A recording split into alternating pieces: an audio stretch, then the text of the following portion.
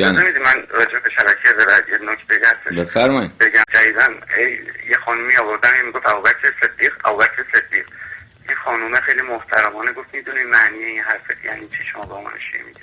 یعنی شما داری به صدیقه طاهره سلام الله علیها توهین میکنی. تاکید دارن که زنای عثمان دختران پیامبر صلی الله علیه و سلم بودن. عجب.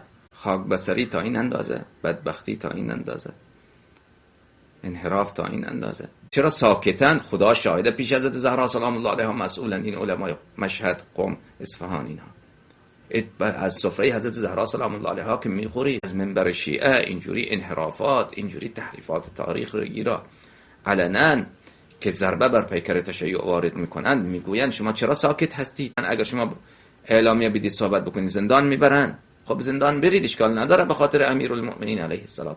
در بین آخوند من قبلا هم گفتم از 1000 نفر 2 نفر درست حسابی پیدا بکنید.